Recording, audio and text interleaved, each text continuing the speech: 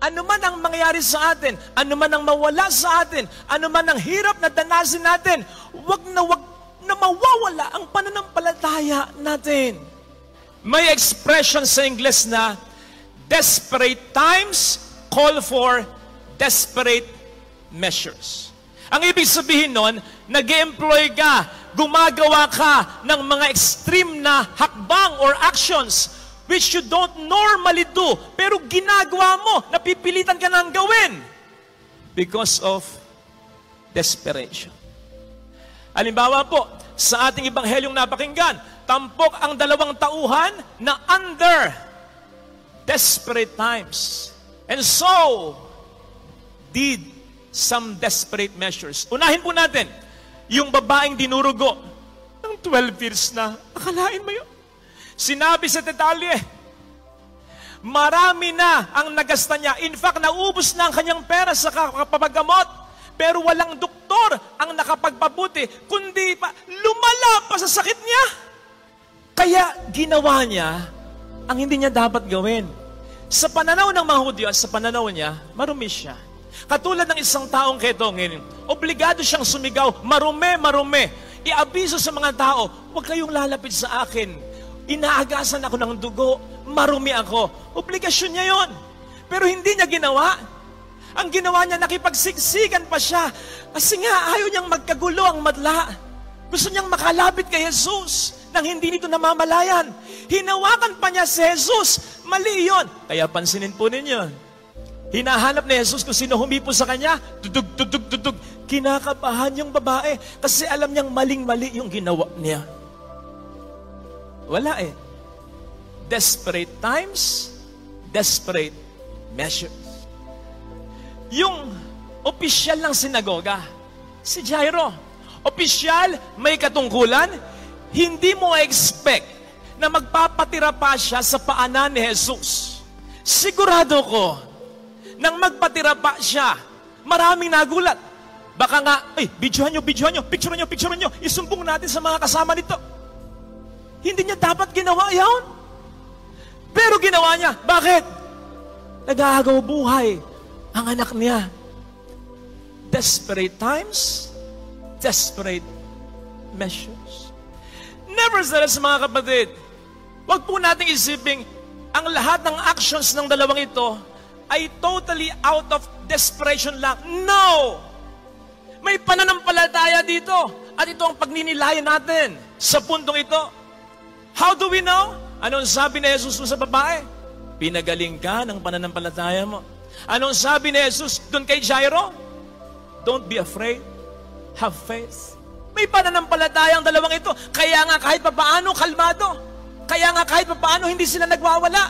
Kaya nga kahit papaano, reasonable pa rin ang mga ginagawa.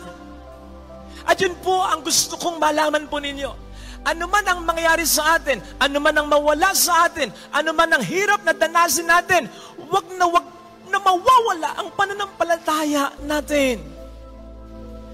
Kasi yung katwirang desperate times, calling desperate measures, sometimes it does not turn out to be good.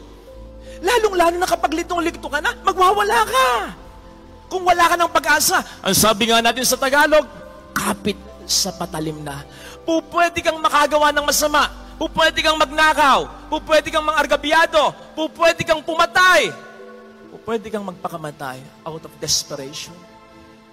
Kaya dapat, kahit na hindi mo kontrolado ang sitwasyon, litong-lito ka na, may pananampalataya pa rin. Kontrolado ng Panginoon ang sitwasyon.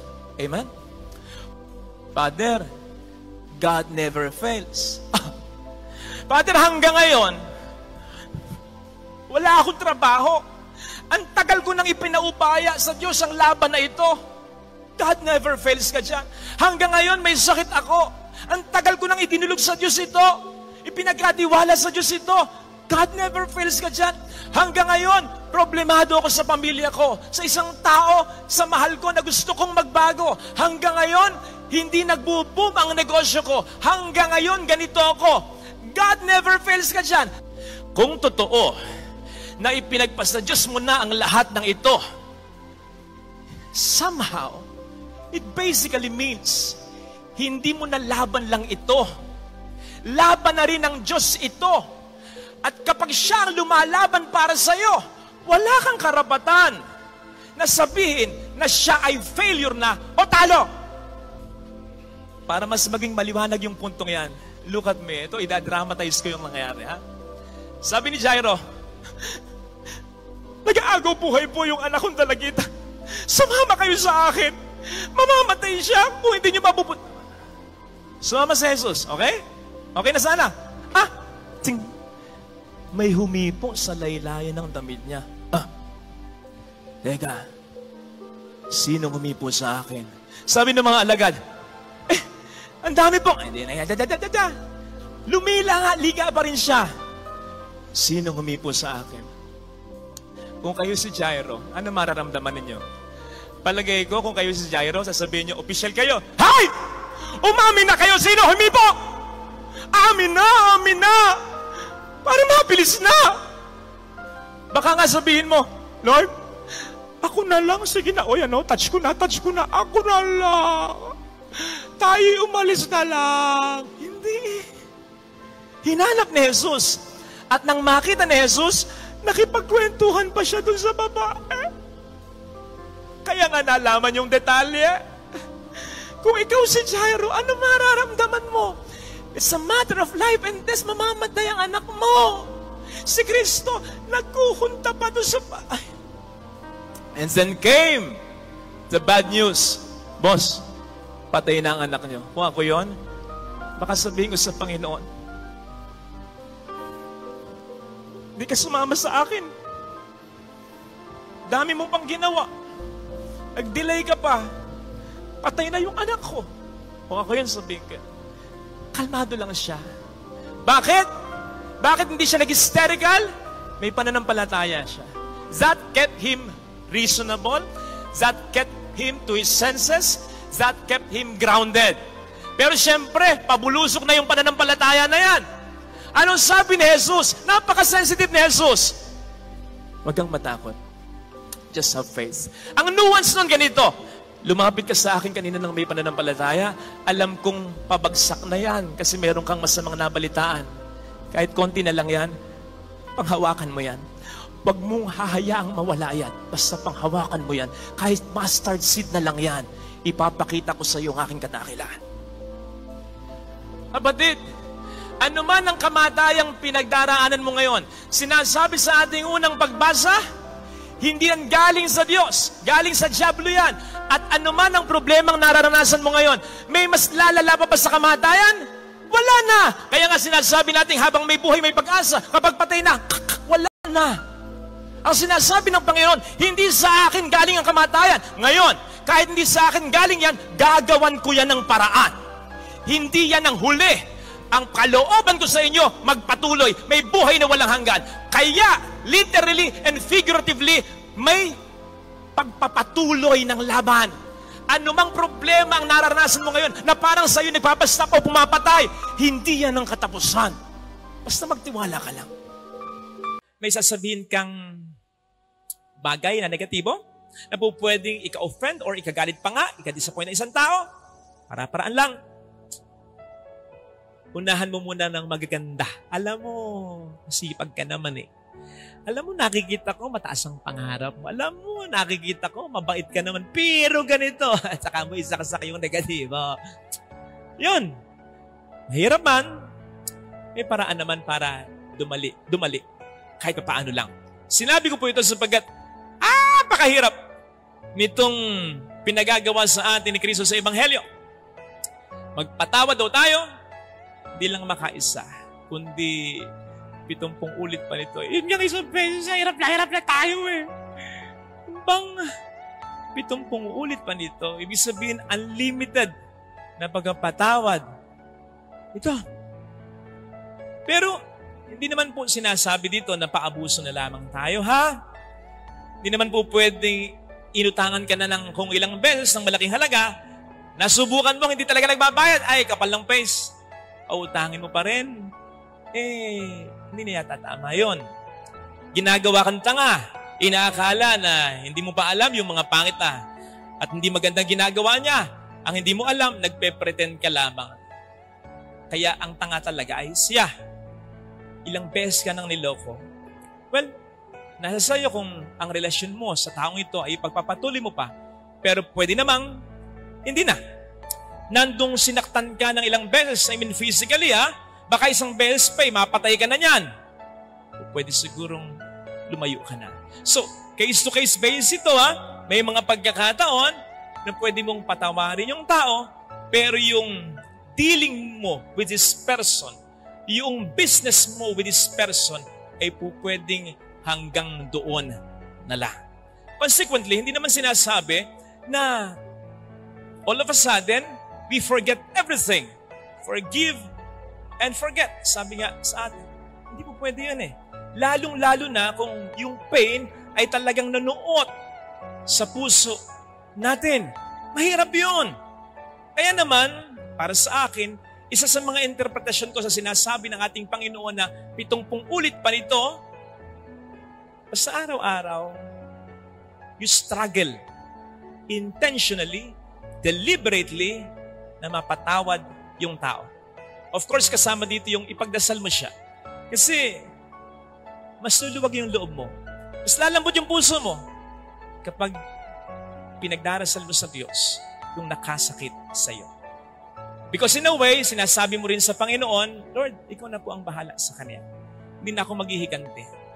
Ikaw na po ang bahala upang magising siya at makonsensya siya sa napakasakit na bagay na sa akin ay ginawa niya. So, the Lord is willing to wait. Basta nandun yung deliberate, and as I said, intentional. Pipilitin mo talaga yung sarili mo. Kasi hindi natural ito. Hindi natural sa tao yung patawad I mean, hindi madali. Mas madali yung gumante o magtanim ng galit. Mas ang mahalaga, pilitin. Pilitin, kasi nga, mahirap. Pero katulad ng sabi ko sa intro, may paraan naman, kahit pa paano. Bukod sa mga grasya ng Diyos na ibibigay sa atin, nagbigay siya ng isang paraan sa Ebanghelyo. At ito ay yung makita natin, ma-appreciate natin, matanggap natin, maangkin natin ang katotohanan na kumpara sa sakit na naibigay sa atin ng tao. Mas masakit ang naibigay at naibibigay natin kay Kristo. Pero sa kabila nito ay pinapatawad pa rin na tayo. Sige nga, ikaw ba nakaladkad sa courtyard? Tapos, ilang beses na hinagupit at sa paghagupit sa iyo, sa bawat paghagupit, may sumasamang laman mula sa iyong katawan. Kaya sobrang sakit. Ikaw ba, pilit kang pinutungan ng koronang tinik sa ulo? Kaya sobrang nagdugo ang ulo mo? Ikaw ba, pinapasan sa iyo ang isang krus? Na habang pasan mo, naalimura ka, dinuduran ka, nilalibak ka ng mga tao?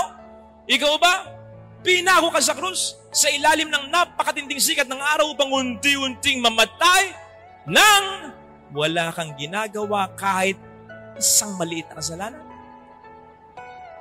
Nagawa ba sa iya? Nagawa ba sa atin yan? Certainly hindi. Kanino natin ginagawa yan? Sa Diyos. Kanino natin patuloy na ginagawa yan? Sa Kanya. Pero patuloy siyang nagpapatawad sa atin. Kaya kung ito lang talaga ay maangkin natin, ma-appreciate natin, maiisip talaga natin na kung anumang hirap ang nagawa sa atin na nahirapan tayong mapagpatawad, yan ay napakaliit na bagay lamang kumpara sa kanyang ginagawa at ginawa para sa ating lahat, ang kanyang patuloy na pagpapatawad. Therefore, kapag tayo nahihirapang magpatawad, ang isa sa mga ibig sabihin lang nito, whether we accept it or not, we don't claim this fact. We don't claim this truth na tayo rin ay nagkasala ng malaki at pinatawad ng malaki. So yun lang yun.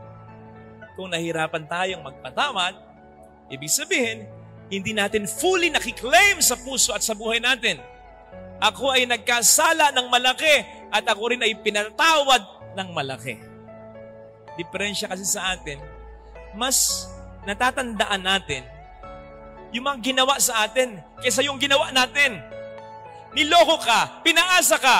Yun ang natatandaan mo. Yun ang iyong naalala. Pero ba't di mo naalala na minsan ay naglaro ka rin ng puso ng iba? Siniraan ka, inis na inis ka, buwisit na buwisit ka. Pero minsan, di ba, nakapanira ka rin o nakasama ka rin sa pag-uusap ng maraming tao tungkol sa buhay ng may buhay, negatibo tungkol sa isang tao. Grabe ang reaksyon mo sapagkat nagsinungaling sa'yo. Eh hindi ba tayo nakapagsinungaling kahit minsan lamang sa buhay natin? Pwede mo nating sabihin, hindi naman siya yung ginawan ko na yun yung gumawa sa atin ng kasalanan. Hindi naman siya yung ginawan ko nun At kung ikukumpara yung nagawa kong kasalanan, mas matindi yung ginawa niya. Okay? Granted? Pero sana we believe na lahat ng ginagawa natin, kahit sa kanino, naka-address yan sa Panginoon natin. Siya ang nag-absorb, nagbe-bear ng lahat ng kasalanan natin. Pero in spite of these pains, we are inflicting upon Him. Nandun pa rin siya hanggang ngayon para magpatawad sa atin. And He is just asking from us one thing. Ang magpatawad din tayo sa nagkakasala sa atin. Brothers and sisters, alam kong mahirap ito. Karanasan ko rin po ito. Pero lagi po nating tatandaan. First point, hindi tayo hihinga ng Panginoon ng isang bagay na alam niyang hindi natin kakayanin. Tandaan natin, Diyos siya, alam niya ang lahat. At hindi lamang Diyos siya, alam niya ang lahat. Nagkatawang tao siya upang alamin para sa atin. Hands-on, personally, ang lahat. Tinesting niya para sa atin ang lahat. Alam na niya ang ating kakayanan, tinesting pa niya sa kanyang sarili, sa kanyang pagkakatawang tao, kung talagang ating makakayanan bilang tao. Kung papaano ang isang ina, tinetesting muna niya ang isang mainit na pagkain kung kakayanin na ng anak niya kapag sinubo niya. Kung papaano ang isang ama, tinetesting muna niya ang isang pool o ang isang river, kung gaano kalalim, kung tama na ba para sa magsuswimming na anak niya. Ganun ang Panginoon ang siya'y magkatawang tao. Tinesting niya ang lahat. At tulad ng pagpapatawad, kung kakayanin ba natin ang ganap. And He realized, kaya natin. Kaya nga niya ito ay hinihingi sa atin. Sa pa, hindi naman niya hihilingin sa atin, lalo pat we are in so much pain kung alam niyang mag-a-add lang ng another burden sa atin. No! Hihingi niya sa atin kasi alam niyang makatutulong din sa atin. Kapatid, nasa saan ka mang sitwasyon ngayon? Kung sa palagay mo, diyan ka talaga inilagay ng ating Panginoon, believe me, you are the right person for that. Huwag kang makikinig sa diablo na nagsasabi sa iyo either diretso o sa budhi mo, di mo kaya. Hindi ito para sa iyo. Wala nang mangyayaring maganda sapagkat, to tell you frankly, sinungaling siya. Ang nakikita niya, may mangyayari pang maganda. Ang nakikita niya, kaya mo talaga. Kaya binabaligtad ka niya. Yes, maaring for the meantime, parang mga maling tao ang nakapaligid sa iyo. Kasi sumasakit ang ulo mo, dinudurog nila ang puso mo. Puro konsumisyon ang binibigay sa iyo. Pero it doesn't necessarily mean na ikaw ay maling tao na rin para sa mga taong ito. Tandaan mo, lalong-lalo na kung ang pag-uusapan natin dito ay pamilya mo. Hindi ikaw ang pumili sa kanila. Ang Diyos ang pumili sa iyo na maging kapamilya nila. Pwede mang magkamali ang Diyos? Hindi. Kaya mo. Maniwala ka. Nagiging mahirap lang kasi for the meantime, sana nga for the meantime, hindi sila asawa mo, kapatid mo, anak mo, na pinoproblema mo, for the meantime, sana, hindi sila nagpapakatamang tao, tamang asawa, tamang kapatid, tamang anak para sa iyo. Pero hindi na sila magiging tama pa kung magiging mali ka na para sa kanila. Naintindihan niyo po ba? You can't prove them wrong by being wrong. You can only encourage them to be right by being right. Sticking to us is right, kahit mahirap. Tama po ba? Parang ayaw niyo Mahirap naman talaga. Yung manatiling mabait pa rin asawa, mabait pa rin magulang, mabait pa rin anak, kapatid, kahit na hindi man bait sa iyo yun. Pero yun ang challenge ng ating ebanghelyo. Doon tayo sinusugo ni Kristo sa misyon na ito. Tandaan po natin, kung i-apply natin sa bawat isa sa atin, go into the world. Huwag mo munang interpret yun na buong mundo. Mahirapan kang i-decipher yun. Yung world muna dito, yung mundo mo, yung mundo ng pamilya mo, doon ka sinusugo ni Kristo. Yun ang unang responsibilidad mo. Yes, mahirap, pero ito, huwag niyong aalisin po ito sa isip po ninyo. Maliwanag ang sinabi ng Panginoon sa Ebanghelyo. Sinusugo ko kayo, pero binagyan niya ng kapangyarihan ang mga ito. Hindi sinabi ng ating Panginoon, sinusugo ko kayo, bahala na kayo sa buhay niya. Hindi. Binigyan niya ng kapangyarihan ang mga ito. Bibigyan ka niya ng kakayanan, ng kapangyarihan para magampanan mo ang isang pagiging mabuting asawa, magulang, kapatid, anak. Hindi niyo ba napuna? Ang daming instructions. Ito sasabihin ninyo. Ito ang gagawin ninyo. Ito pati bibit-bitin. Ito bibit-bitin ninyo. Pati hindi bibit-bitin. Ito wag niyong dadalhin. Pati ba naman niya? Wala bang diskarte yung mga disipulo? Wala bang isip yung mga yan? Ba't pinangingialam? It was for Jesus to show them then. It is for Jesus to show us now. Sinusugo niya tayo, but still, He calls the shots. Siya pa rin. Hindi tayo. Kaya nga bukang bibig ko, proyekto ito ng Diyos. Nakikisabkon lang tayo. Biyahe ito ng Diyos. Nakikiride lang tayo. Ang totoong nagnenegosyo ay ang Diyos. Empleyado lang tayo. Kaya maniwala ka, kapatid, kung gusto mong umayos pa ang bansang Pilipinas na ito, kung gusto mong tumino ang asawa mo, kung gusto mong magpagkaisip ang anak mo, kung gusto mong maging considerate ang kapatid mo, kung gusto mong magkasundo kayo ng biyanan mo, kung gusto mo pang maging magandang buhay ng pamilya mo, maging buo pa ito, mas lalong gusto ng Diyos. Kung naiinip ka sa pagbabago, mas naiinip ang Diyos. Kung nasasaktan ka sa ginagawa ng mga taong ito sa'yo, mas nasasaktan ng Diyos. Kung hindi sila nagpapakatamang tao para sa'yo at ikaw lang nagpapakatamang tao para sa kanila, mas lalong nahihirapan ng Diyos para sa'yo. At kung gumagawa ka ng paraan, mas lalong gumagawa ng paraan ng Diyos. Ikaw nga natutulog pa. Ang Diyos, 24/7, walang tulugan. Anong sabi ng ating Panginoon? Ako at ang Ama ay patuloy sa paggawa. Ano pang gagawin ng Diyos para sa sarili niya? Wala na. Unang-unang gagawin ng Diyos, mabuti lang. Pero para sa Kanya, no! Wala na siyang kailangan. Kaya't ang gagawin ng Diyos, walang puknat, kabutihan, para sa atin lang. Kaya ano man ang ginagawa mong paraan, kapatid? It doesn't matter. Parang walang resulta. Kapatid, ang nakikita mo, yung nakikita mo lang. May divine realm. May ginagalawang arena ang Panginoon. May ginagawa siya. Putting people in your lives. Proper people, proper places. Lining up them. Circumstances. Hindi mo nakikita, pero ibig sabihin nun, hindi ibig sabihin nun, wala siyang ginagawa. Meron siyang ginagawa. At yung ginagawa niya, kahit buong buhay mong gawin, kahit yun lang ang gawin mo, hindi mo magagawa. Iba talaga ang nagagawa niya. Mas marami siyang ginagawa. Bakit? Sapagkat ito ay proyekto pa rin niya.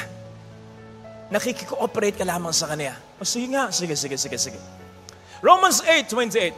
All things work together for the good of those who love Him. Kaya mo ba yon? Kaya mo bang i-convert kahit yung mga pangit na pangyayari sa buhay mo para magdulot ng maganda at mabuti sa pamilya mo? No! Sinong may kaya nun? Diyos lang. Kaya mo bang baguhin ang asawa mo? Ang tagal mo nang minumura kaya yan. Ang tagal mo nang tinitiis yung anak mo. Nagbago ba? Hindi. Sinong makapagbabago? Ang Diyos lang. Kaya kinakailangan mo siyang laging ipagdasal. At ito pa, kaya mo bang pahabain ang buhay mo? o pahabain ang buhay ng mahal mo para bago man lang mamatay ang isa sa inyo sa mundong ito, maayos nyo kung ano yung gulo nyo? Hindi! Sinong makagagawa niyan? Fortunately, may mga taong ganyan, bago mamatay yung isa, nagkakasundo pa. Sinong may dulot niyan? Ang Diyos. Ang Diyos lang. Kaya, it will help us a lot kung ipagpapasa Diyos natin ang lahat. Kapag ang tiwala natin ay inilagay natin, hindi sa Diyos, kundi sa buhay natin, sa buhay ng iba, at ng mga material na bagay pa. Ang sinabi ng Panginoon, parurusahan ko ang sino mang tatalikod sa akin at iaasa ang kanyang buhay sa kanyang kapwa na may hanggana ng buhay. Pero, samantala, sinabi rin niya, pagpapalain niya ang mga taong umaasa sa kanya. Hindi po ibig sabihin nito na una best or totally, ay huwag na tayo magtiwala, alimbawa sa ating sarili. Kailangan din natin ng self-trust, ng self-confidence. Pangit yung wala niyan. Kailangan natin yan. At kailangan din natin magtiwala sa ating kapwa. To trust others. When doing business with them. When befriending others. When relating with them. And of course, when loving them. Because trust is the basic foundation of love. Hindi mo po pwedeng mahalin ng kahit sino, gaano man ito kalapit sa'yo, kung wala kang tiwala sa taong ito. Kaya kinakailangan pa rin ang lahat ng yan. Dangan nga lamang ang sinasabi sa atin ng ating magbasa, huwag nating ipagpalit ang tiwala sa Diyos. So much so na dahil sa tiwala natin sa ating sarili o sa iba, sa mga bagay ng mundo, ay mawala na o mabawasan ng significantly ang pagtitiwala natin sa ating Diyos. Tandaan po natin, ang warning na ito ay hindi para sa Diyos. Yung magtiwala tayo sa Diyos ng buong buo, hindi yun para sa Kanya. Ito ay para sa atin pa rin talaga. Sapagkat magtiwala man tayo sa ating sarili o sa iba, sa mga bagay ng mundo, ano ang magagawang buti sa atin ito? Kung ang Diyos ay tatalikuran natin o tatalikuran ng tao. Tandaan po natin, sinabi sa ating unang pagbasa, may hangganan ang buhay. Ang buhay ng kahit sino. Which means, ganun din ang kanyang kakayanan. Sabi nga natin, we can only do much. But not God. Unlimited ang kanyang strength, unlimited ang kanyang power, at unlimited ang kanyang love. Ang hindi natin kayang gawin, kaya niyang gawin para sa atin. Ang hindi natin kayang makuha, kaya niyang ibigay sa atin. Ang hindi sa atin kaya at pwedeng iparanas ng kahit sino, ng kahit ano, pwedeng iparanas sa atin ng Diyos. At higit pa dito. Kaya nga, sinasabi sa ating unang pagbasa, ang taong nagtitiwala sa kanyang sarili o sa tao o sa mundo ay maitutulad sa isang halaman na tinanim sa disyerto. Sa lupang tiga, tutubo pa rin naman at tutubo kahit paano ang halaman na yan, pero mamamatay din yan. Kung tumubo man, hindi mamumunga. Kung mamunga man, hindi sagana. Bakit? Limitado ang sustansya. Yaan ang taong nagtitiwala sa tao, sa mundo. Pero yung taong nagtitiwala sa Diyos, matutulad sa isang halaman, sa isang puno na nakatanim sa gilid ng batisan. Dumating man ang tagtuyot o tag-init, hindi nababuzzer yung puno na yan. Bakit? Matatag pa rin yan, maganda pa rin ang mga bunga niyan, sagana pa rin ang bubungan niyan. Bakit? Dahil unlimited ang sustansya niyan. Kaya nga kapag buong-buo ang pagtitiwala natin sa Diyos, laging may sagot sa anumang tanong, laging may lusot sa anumang gusot, laging may bagong pagkakataon kahit in the face of any hopeless situation, sapagkat hindi nauubusan ng solusyon at paraan ng Panginoon. Hindi nga ba't meron tayong biro kung minsan patungkol sa isang taong mayaman Maubusan yung bangko, pero hindi yan. Galing, sobrang sigurong yaman nun. Makilala yata sana para makapagtulong sa pagpapagawa ng ating simbahan. Pero biro lang talaga yun. Kasi hindi po pwede mong i-apply sa kahit sino yun. Kahit pa sa maraming perang bangko sa buong mundo. Maubusan at paubusan yan. Maubusan na maubusan. Kaya biro lang talaga yan. Pero kanino hindi po pwedeng maging biro yan? Sa Diyos.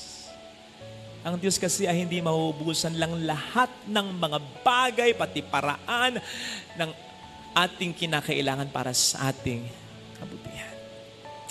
Kaya trust God and not man. Let me end with this. Ang sabi kasi ng Ukrainian president ay sa Russia ito. Kasi nga, binobomba na talaga sila ng walang patid eh. You can destroy our Ukrainian church and cathedrals, but not our strong faith in Ukraine and in God. And that makes Ukraine even more dangerous. Ulitin natin, sabi niya sa Russia, you can destroy our Ukrainian church and cathedral, but not our faith in Ukraine and belief in God. Again, that makes them even more dangerous. Bakit? Kahit pa hindi sila fully tulungan ng NATO, maging ng Amerika, na nangako talagang ipagtatanggol sila. Kahit sila lang, kahit pa unti-unti nang naubos ang armas nila, kahit pa unti-unti, last man standing lang yung president, hindi susuko yan. Bakit? Sapagkat umaasa sila hindi sa tao, kundi sa Diyos. Ang umaasa sa Diyos at hindi sa tao, hindi pababayaan ng Diyos. Yes! Pwedeng definitely ay masakop ng Russia ang Ukraine, pwedeng lahat ng nandiyan ay mga matay, pero hindi ibig sabihin nagtagumpay ang Russia. Hindi ibig sabihin nagtagumpay ang Russia. Siguradong gagawa ang Diyos ng paraan upang sa kabila ng mga pangit na nangyari o mangyayari ay may maganda pa rin mangyayari sa ulit sapagkat hindi pababayaan ng Diyos ang mga taong nagtitiwala sa kanila, sa Kanya totally. Ma-segue natin sa ating gospel reading. Hindi napunta yung mahirap na tatad ng sugat sa langit dahil sa siya'y mahirap at tatad lang ng sugat. Hindi. Hindi siya napunta ng langit dahil lang doon. Hindi automatic yon. Napunta siya ng langit sapagkat sa kabila ng kanyang hirap at mga sugat-sugat, hindi siya gumawa ng mali. Hindi niya pinagtangkaan yung mayaman, hindi niya ninakawan yung mayaman, andun lang siya, bahala yung mayaman kung bibigyan siya. Hindi niya naisip patungkol sa mayaman, ang sungit-sungit mo, bahala na ang Diyos sa'yo. Parusahan ka sana, makasan. Yes. Yun ang dahilan kung bakit siya napunta ng langit. Hindi dahil siya'y mahirap. Hindi dahil siya tagtad ng sugat. Napunta siya ng langit sapagkat sa kabila ng kanyang paghihirap, hindi siya gumawa ng masama. Bakit? Sino ang taong makagagawa nun? Ang taong ang trust ay nasa Panginoon. Ito sana ang hilingin nating biyaya sa banal na pagdiriwang ngayon. Madali kasi mag-declare, God is God, He is King, when everything is okay sa buhay natin. Pero paano kapag hindi na?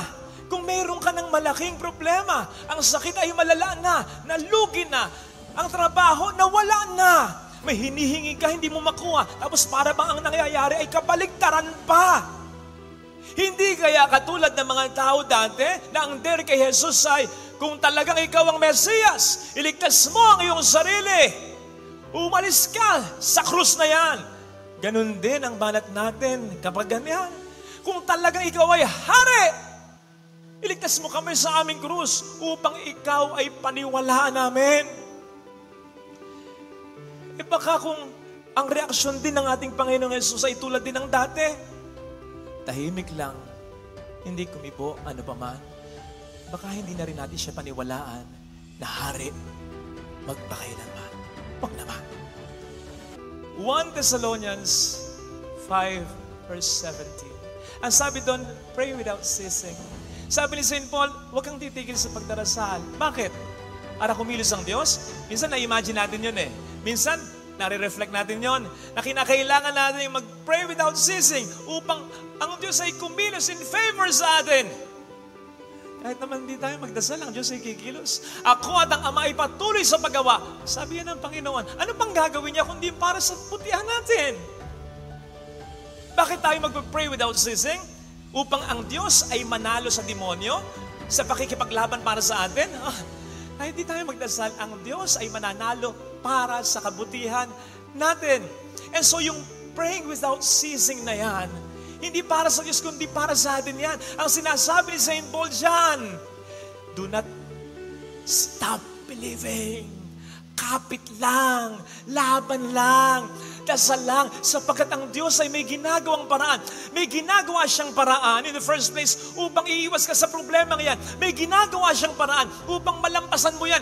May ginagawa siyang paraan upang magdulot pa rin sa iyo ng kabutihan, maging ang problema yan. And so He is there before, during, and even after your problems, for He is Lord and King in every time, in every way, in everywhere, in every matter of your life.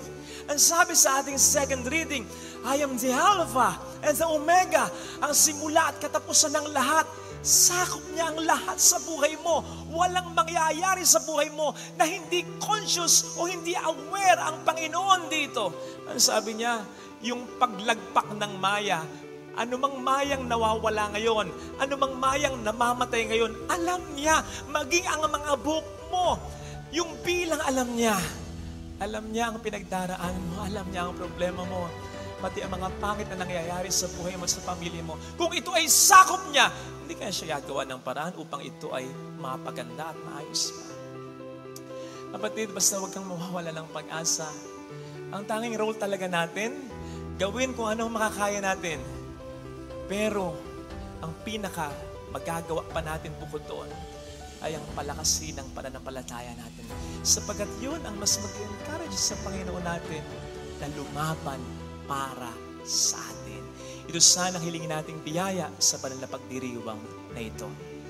Jesus is King even in the midst of our suffering. Ilagay natin. Hindi ko lamang po minsang narinig mula sa inyo at sa mga komento sa Facebook, si Father Fidel parang hindi napapagod. Siguro naobserbahan nyo ako lalong-lalo na paglinggo. Kasi nag-aabot-abot na nga po yung mga misa dito kahit may 30 minutes na pagitan ang mga ito. So nakikita nyo naman, di ba? Tuwing linggo, misa dito, bless doon, counseling ng konti doon, confess ng konti doon, kausap ng konti doon, picture taking doon at dito. Talagang, doon naman, tuwing umaga ng linggo hanggang sa tanghali na po ako, almost 8 hours akong nakatayo. Nakita niyo, nagde-bless sa mga tao. So, na-appreciate ko naman pong napapansin po ninyo.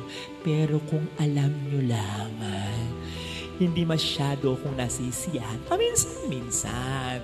Siyempre, umaabot din sa punto na kahit pa paano, napapagod din naman. Lalong-lalo na kapag there are instances na magpa-picture, kailan ba yun? 10 yata sila. So okay, picture as a group. Tapos iba-iba pa ng mga post na yun. Ganito, formal father, upaw mo na father, look up father, waki father, ang dami, okay lang lang. Ang pagkatapos nun, aban lang pa picture, selfie. Picture na dun, selfie pa, individually, isa-isa. Tapos nagpa-pray over pa. Yung pa-pray over nung dalawang mag-shota, sabi, ano ka ako pa-pray over ko? Ano ka ako ang magiging intention mo sa pag-pray over sa inyo? Father, for our relationship to last, for your relationship to last. Hindi ko sinabi yun sa isip-isip ko lang. Bata-bata nyo pa, yan na ang kanyang intention. Diba? At kailan ba yung pagkatapos magpa-picture taking, pagod na talaga. Dami nang nagpa-picture na pagkatapos magpa-picture taking, so selfie, group Tapos sabi niya, Father, pwede po bang magpa-video greeting sa inyo? Okay. Sige. Kahit haggard na ako. Ano yun? Sino? Ay, ito po, may birthday po. Sinabi niya sa akin yung pangalan. So, nagsalita naman ako message. Ganda ng message siya. Ganun to. Sana mas ma-bless kang lagi. More birthdays to come. Sana maging blessing ang buhay mo sa iba, lalong-lalo na sa iyong pamilya. Hanggang sa nasabi ko, mag-ingat ka sana kung saan ka man naroon. Teka, saan ba siya naroon? Sabi nung nagpapa-video greeting sa akin, nandito po. Sabi ko, nasaan? Ako po yun. Sige nga, kung kayo na sa sitwasyon ko, paano ka matutuwa doon, ha? Pero smile pa rin. Smile pa rin.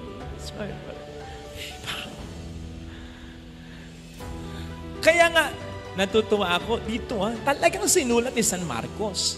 Kasi po pwede niyang hindi isunulat, para proteksyonan yung overall image ni Jesus na hindi napapagod, always on the go.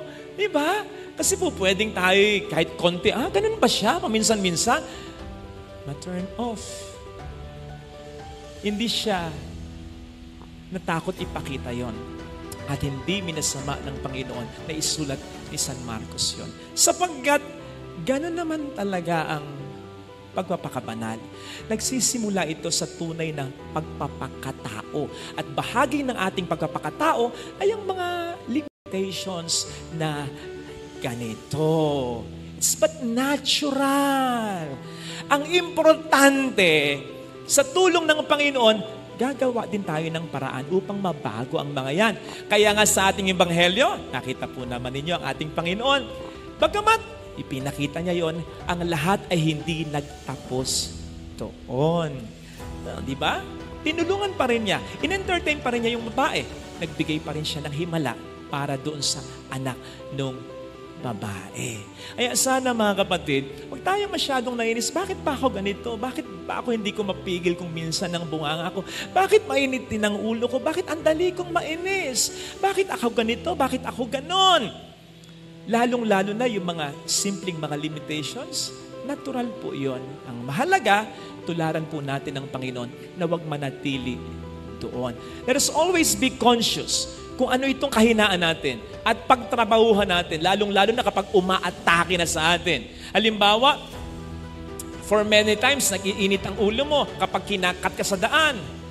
Next time na may mag-cut uli sa'yo, next time na may kasuklang o kabuisit-buisit uli na jeep na humihinto, nang hindi man lang itinatabi fully ang jeep nito. O ngayon, I'm speaking to myself. Ito, kahinaan ko to. Okay na, sige na. Huwag ka nang bumisina ng malakas. Hayaan mo na. O may nagngutang sa'yo, hindi nagbayad. Lalo pat hindi naman malaking masyadong kawalan sa'yo. Sige na. Hayaan mo na. O may nagchismis sa'yo. Lalo pa kung alam mo na hindi naman ito totoo. Sige na. Pwede ka naman gumanti kasi may alas ka. May nalalaman ka tungkol sa kanya. May mas connection ka. Hayaan mo na. Alam po ninyo, sa mga pagkakataong ganito po pwedeng isipin ng mga taong concerned dito na nakapananakit sa atin, mahina tayo, duwag tayo.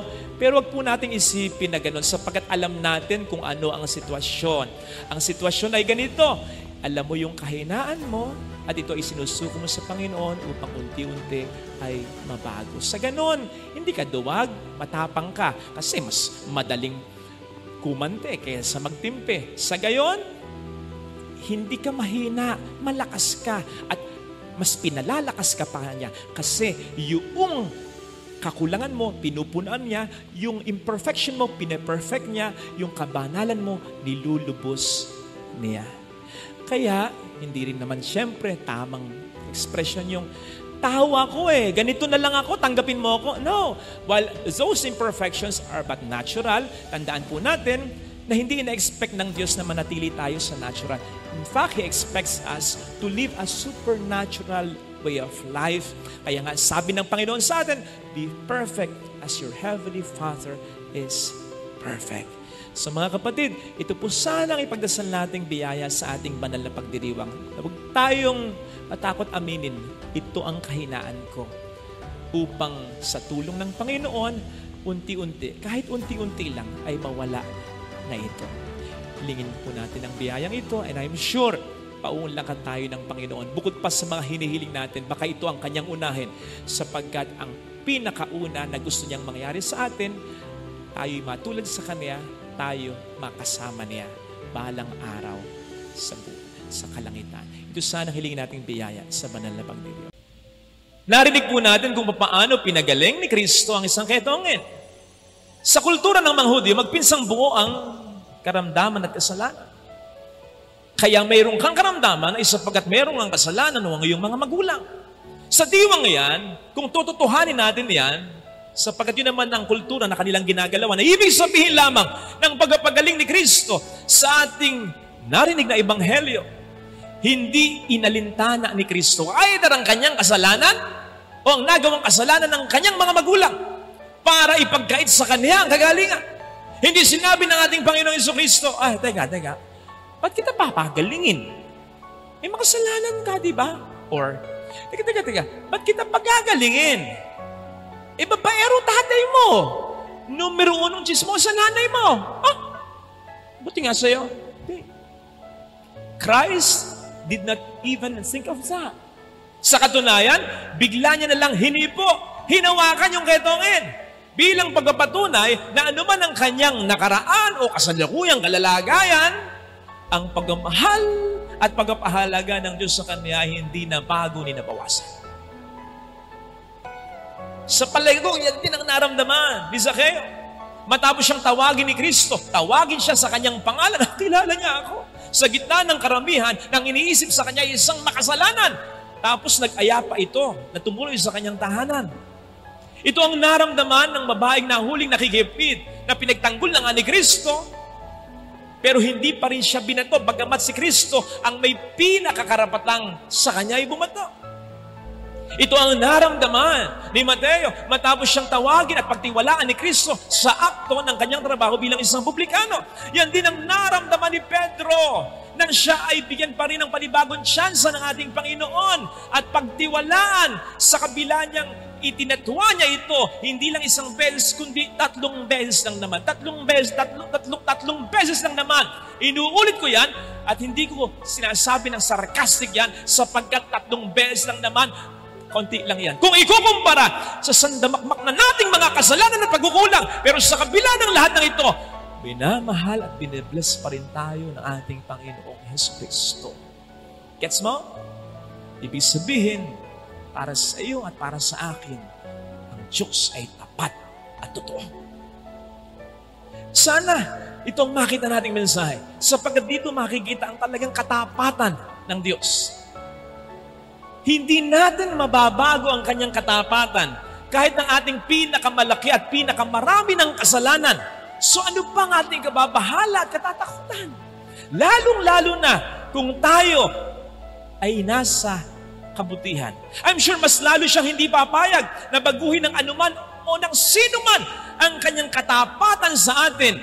Lalong-lalo na kung tayo sumusunod pa sa kanyang kalooban. I'm telling you this, and I want to emphasize this. Kasi, sa totoo lang, kapag may nagkukumpisal, halimbawa kanina, o may nagka-counseling, nahihirapan ako sa mga taong, siya naman ang nasa tama, siya naman ang nasa mabuti, siya nga ang ginawa ng kasalanan, pero siya pa ang parang gustong mag-give up ng gano'n na lang. Don't get me wrong, I understand the hurt, I understand the disappointment, I understand the pain. Pero, let us not let all these things sink in or put us down na parang tayo pa ang may kasalanan.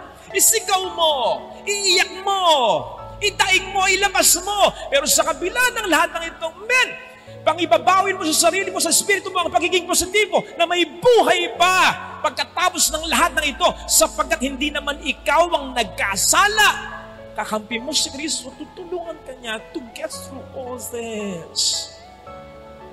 Sa taong ang nagkasala, kapag nagsisisi at nagbabago, ibinabalik ni Kristo ang buhay nito. Ikaw pa kaya na walang ginawang masama? Ikaw pa nga ang ginawa ng masama kung saan nakagagawa ng kasalanan at pagkakamali. Siya ay tapat. How much more sa iyo? Nasa kanya ay tapat. Hindi ikaw ang bumigay. Hindi ikaw ang nag-give up, hindi ikaw ang nanloko, kundi yung asawa mo. Ikaw ba ang pabayaan niya? Hindi ikaw ang nagswapang, kundi yung kapatid mo. Ikaw mo ba ang kalimutan niya? Hindi ikaw yung walang malasakit sa iyong mga magulang. Kahit hirap ka na, hindi mo sila pinababayaan. Ikaw ba ang hindi niya bihiyaan? Hindi ikaw ang nagloko. Hindi ikaw ang nagtraitor. Hindi ikaw sumira sa usapan. Hindi ikaw ang unfaithful. Hindi ikaw ang mali. Ikaw ba ang tiisin niya? Naman. Kaya gusto ko yung tanong o sumamo. Pagsusumamo nung ketongan kay Kristo. Ginoo, kung gusto po ninyo, mapapagaling nyo. Kasi diba ito madalas ang feeling natin kapag tayo nakakaranas ng mga suliranin? Especially kung matagal na tayong in pain. Para bang naisip natin, gusto nga kaya ng Diyos na ako'y kanyang pagalingin? For me to be freed from all my sufferings. At bakit? Ba't natin tatanungin yan? Sa palagi ba natin nag-i-enjoy ang Diyos na nakikita tayo naghihirap? Kaya nga siya, nagkatawang tao Kaya nga siya, namatay Kahit hindi niya deserve, niyakap niya pati ang kamatayan sa Kalbaryo. Bakit? Gusto niya tayong iligtas sa kasalanan natin. Yun pa kayang nakikita niya tayo nagdurusa sa kasalanan na hindi tayong may gawa? Doon pa kaya niya tayo hindi iligtas? Kaya mas gusto ko yung naging sagot ni Kristo. Gusto ko gumaling ka. Walang pakeme-keme. Hindi sinabi ni Kristo, teka, busy ako. Hindi sinabi ni Kristo, teka, pag-isipan mo muna. Hindi. Gusto ko gumaling ka. Kasi walang magulang ang pagnanais na nakikita naghihirap ang kanya. Gusto ni Kristo, gumaling tayo, makamove on tayo, maging masaya tayo, maging fulfill tayo, gumaling tayo, etc. At hindi yun nagbabago.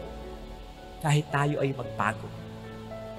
Yun pa kayang tayo ay nagpapakabuting tao? Dun pa kaya hindi ito mas gustuhin ni Kristo? Ito sana ang hilingin nating biyaya mula sa misang ito para hindi tayo mapagod magpakabuting tao. So yung mga tao na hindi masaya sa mga magandang nangyayari sa'yo, yung bang lahat napuri ka na, lahat may nasabi ng maganda, sila tahimik lang. Kung may masabi man, iwa-water down ang iyong kakayanan. Kaya naman mananalo Yung mga kalaban, mga walang kwentang nilalang. Kaya naman pala, natapat lang siguro sa mga nireview mo yung tinanong sa'yo, kaya natsambahan mo. Yung mga sasabihin sa'yo na yung suot mo hindi bagay sa'yo, bagamat alam mong bagay sa'yo at marami nang pumuri sa'yo, pero siya, nega pa rin tungkol dito. Sila yung pupwedeng naiinggit sa'yo. Ikalawa, ito yung mga taong hindi mo malaman kung bakit parang kumukulo agad ang dugo sa iyo. Yung bang kahit kausap ka lang, ang ganda-ganda ng pakikipag-uusap mo, nakataas agad ang tono. May nakikita at may nasasabi agad na hindi maganda sa mga pinapakita o sinasabi mo, paggamat wala ka namang nakikitang mali sa mga ito. Genesis 37 and verse 4. The brothers of Joseph could not speak well about him, could not speak kind word to him. So po pwedeng may mga taong ganito. Ikatlo, katulad ng ibang mga naiinggit, yung mga taong sisiraan tayo. Kahit sa mga taong mahalaga sa atin. Sinisiraan ng mga kapatid ni Jose, si Jose sa kanilang ama. Sinasabi lang, mayabang po yung anak niyong yan. To that effect. At yung sinabi nila, napatay na si Jose. Kayong buhay na buhay pa. Ito yung mga taong talagang sasabihin kahit ang hindi mo ma-imagine na bagay sa likod mo para siraan ka kahit sa mga tao na hindi rin iba sa'yo. Kaya delikado kasi hindi ibang tao. Yung ibang tao, gagawin pa ang lahat para maging involved sa buhay mo to destroy you. Gagather ng info tungkol sa'yo. Upang mangyari ito, kinakailangan maging close muna sa'yo. Yun yung mga ibang tao. Yung hindi ibang tao, kasama mo. Ang gagawin na lamang nila ay ang siraan ka. Hindi na lang magiging problema yung maging close pa sa'yo kasi magkasama na kayo. Ayakapin ka na lamang nila para maiturok sa likod mo ang kutsilyo. Kaya ano ang pinakamagandang gawin? Una, sa dalawa, kilalin. Father, kilala ko naman. Oo nga, kaya nga hindi iba sa'yo eh.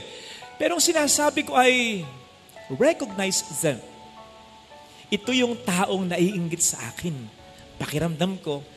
Hindi mo naman syempre sasabihin sa kanya, iinggit ka, no? O ganun, lalong-lalo na kung hindi naman iba sa'yo. At hindi naman aamin ito. Baka sabihin, feeling ka lang sa nararamdaman mo. Hindi mo rin sasabihin sa iba, naiinggit sa akin. No. Sa sarili mo lang para makapag-ingat ka na. The first step towards victory is to know your enemy. So kilalin mo ito, mag-iingat ako para hindi ka na mag-share sa kanya ng problema. Hindi ka na mag-share sa kanya ng iyong mga plano. Hindi ka na mag-share sa kanya ng anumang bagay na pwede niyang ibutas sa iyo. Mas lalong-lalo na, hindi ka na mag-aaksay ng panahon ng mag-invest ng magandang relasyon sa kanya na hindi naman pala mag-flourish kasi iba ang nais niya. Amos 3 verse 3, hindi po pwedeng maglakbay ang dalawang taong hindi magkasundo. Ang sinasabi dito, dapat yung taong magfo-flourish ang relasyon with you, pareho ng pinupuntirya. At ang isa sa mga pinupuntirya ay ang kabutihan ninyo. Kabutihan mo, kabutihan niya, kabutihan ng isa't isa. Paano ka makikipag-invest ng relasyon sa isang taong ang nais ay pagbagsak mo? It takes two to tango. Hindi po pwedeng ikaw lang yung nagmamahal at nagtitiwala. At paano kung yung minamahal mo at pinagtitiwalaan mo ay hindi naman pala katiwa-tiwala? Ikalawa, briefly na lang, medyo iwasan mo. Hindi mo naman lalayuan eh. Iwasan mo lang. Spend less time with this person. Ang sabi ng Panginoon, pray for your enemies.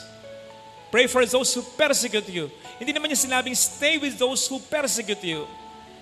Again, kung hindi ito iba sa'yo, hindi ko sinasabing hiwalay. No.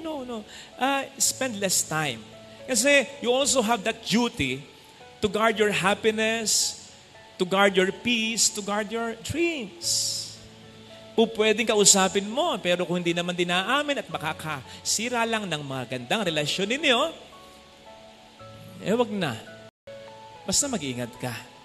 Ephesians 6:13 at 14. Let me end with this. Ang sabi kasi dito ay, put on the armor of God. Tapos sa verse 14, ang sasabihin doon, clothe yourself with the breastplate of righteousness. Alam natin ang purpose ng breastplate at ng armor. It guards us. It protects us para yung mga vital organs natin, yung heart natin, yung lungs natin, yung mga mahalagang parte sa katawan natin ay hindi mapuntirya. Kasi pag napuntirya yan, tegi na, patay na. So pwede tayong mapuntirya sa ibang bahagi ng ating katawan, masasaktan tayo, hintahin natin yan, pero makalalaban pa rin naman. Kasi buo pa yung mga vital organs ng ating katawan. Ang sinasabi dito, in effect, ni St. Paul ay, kung magkakaroon talaga tayo ng isang malalim na relasyon sa Panginoon at kung mananatili tayo sa mabuti sa kabila ng mga pangit na ginagawa sa atin at sa mga pangit na nangyayari, anuman ang sabihin sa atin o gawin sa ating masama ng mga taong naiinggit sa atin, kahit na mga taong ito hindi iba sa atin, yes, masasaktan tayo kasi nga hindi naman iba sa atin, sinasaktan tayo. Masasaktan tayo, pero hindi tayo mapupuruhan. It will not render us helpless or powerless. Kaya nga masaktan man, ipapagpag lang yung sama ng loob na yan at malalampasan kahit walang ginagawang kasamaan. Conquering evil with goodness ang tawag natin dyan. At maganda yung katangiang yan laban sa mga tao na inggit. Lalong-lalo na kung hindi naman ito iba sa atin. At sinasabi sa atin ng ating first reading, kung ito itutuloy po natin yung istorya po nito, na may magandang nangyayari sa mga taong ganito. Mas nakakapaghiganti siya sa mga taong naiinggit sa kanya in a very good way, in God's way. Kasi hindi tunay at hindi magandang paghihigante yung ginawang ka ng mali, gagawan mo rin ng mali, iisipin lang ng gumawa sa'yo ng mali. Tama lang na ginawan ko siya ng mali kasi masama talaga siya kasi nga ginawan mo rin siya ng mali. Ang magandang paghihigante, yung God's way of paghihigante, yun nga po, gumawa ka pa rin, manatili ka pa rin sa mabuti. Yun bang makukonsensya siya? Bakit ka nga niya sinaktan? Bakit ka nga niya siniraan? Bakit ka nga kaya niya inargapiado? Kayong mabuting tao ka naman. Huwag kang mag-alala. Pwede kang magreklamo sa kanya. So pwede mong gawin yung sinabi ni Elijah. Habang umiiyak, pagod na pagod, hirap na hirap, sabihin mo sa Panginoon, Panginoon, gusto ko nang mamatay. Kunin mo na ako. Pagod na ako. Parang lagi na lamang ako ang nagdadala ng lahat ng problema ng pamilyang ito. Pwede mong sabihin yan. Kasi makikinggan ka ng Panginoon. Maunawaan ka niya. Pero hindi kanya kukunin pa. Kasi sa pamamagitan mo, may bubuhayin pa siya. Kapatid, kapag breadwinner ka, tandaan mo, buhay ka at patuloy kang binubuhay ng Panginoon, hindi para sa sarili mo lamang, kundi para sa mga taong nangangailangan sa iyo. Pero huwag kang mag-alala. Nandyan lagi ang tulong ng Panginoon. Nandyan lagi ang mga anghel tulad ng mga establishmento na naglalagay pa ng libreng inumin para sa mga riders. Tulad ng mga ibang tao dyan, pag nakikita yung mga nagtitinda ng sampagita ako ng kusino man dyan o kung ano man dyan, tinitinda, bibilihin ng lahat para ito'y makauwi lang. Tulad ng mga ibang amo dyan na binibigyan ng extra pahinga o extra sweldo, inaabutan ng kahit ano lang ang kanilang mga empleyado na alam nila na matindi ang sakripisyo para sa mga pamilya nito. Kayo ang mga anghel ng mga taong ito. Mabuhay kayo. Kayo ang ipinapadala ng Diyos sa mga taong ito para sabihin sa mga breadwinners na yan, naintindihan ko pinagdaraan. Kaya nandito ang mga sitwasyon ng mga tao ito para pagkaanin ang dinadala mo. Siyempre, sabihin natin sa Panginoon, Panginoon, salamat para sa mga anghel na ito. Pero siyempre, isipin mo rin, Lord, sana ang mga anghel na ito ay galing din sa pamilya ko.